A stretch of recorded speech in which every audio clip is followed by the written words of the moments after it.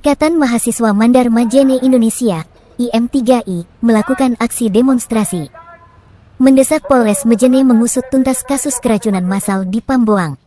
Pantauan Tribun Sulbar.com pada Senin, tanggal 5 Agustus tahun 2024, aksi tersebut dilakukan di depan Polres Majene. Sambil membakar ban, puluhan massa bergantian berorasi dan menyampaikan tuntutan. Nampak massa aksi membawa spanduk tertuliskan, "Mau pintar baca buku," ada juga bertuliskan "Polisi bodong." Selain itu, massa aksi juga nampak menempel spanduk-spanduk sindiran di tembok gerbang pintu masuk Polres Majene. Koordinator Lapangan, Korlap, aksi demonstrasi IM3I Sahrul mengatakan, mengingat kembali aksi yang dilakukan oleh Ikatan Mahasiswa Mandar Majene Indonesia, IM3I, pada tanggal 28 Juni tahun 2024 di kantor polisi Majene. Pada saat itu, pihak kepolisian berjanji akan segera menggelar perkara dan akan menangani dengan serius. Namun kami digantung sudah 1 bulan berlalu lamanya belum ada tindakan yang terlihat dari pihak Polres Majene, kata Sahrul saat ditemui Tribun Sulbar.com di lokasi tersebut.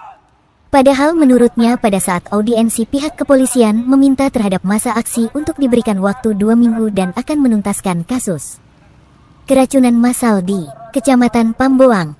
Namun pihak kepolisian lamban dan ingkar janji. Ketiadaan tindakan ini menimbulkan kekecewaan di kalangan mahasiswa dan masyarakat yang menunggu perkembangan kasus ini lanjutnya. Ketidakjelasan sikap pihak kepolisian menambah keresahan dan menimbulkan pertanyaan mengenai komitmen mereka dalam menangani kasus keracunan program PMT. Adapun hasil audiensi antara IM3I dan Polres Majene pada aksi sebelumnya antara lain: 1. Mengambil keterangan dari ahli yang diminta. 2. Mengadakan gelar perkara. 3. Menindaklanjuti kesimpulan. 4. Mengadakan konferensi pers. Kasus-kasus di atas dijanjikan oleh pihak Polres Majene, namun menurutnya hingga saat ini belum ada realisasi dari pihak kepolisian atas kasus keracunan ini.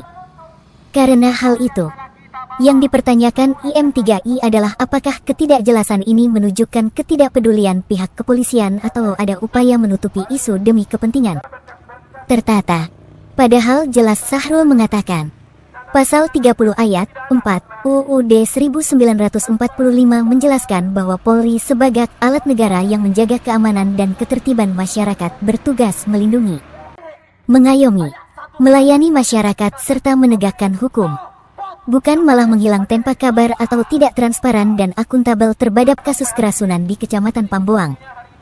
Diketahui insiden pemberian makanan tambahan PMT oleh Dinas Pengendalian Penduduk dan Keluarga Berencana DPPKB yang menyebabkan 43 balita keracunan massal di Pamboang. Sampai saat ini para orang tua balita masih menunggu kejelasan penanganan kasus.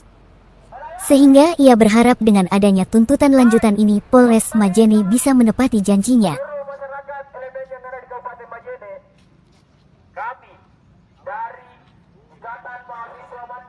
Kami pada hari ini tetap sama dengan tuntutan kami pada aksi pertama yang kami lakukan pada tanggal 28 Juni.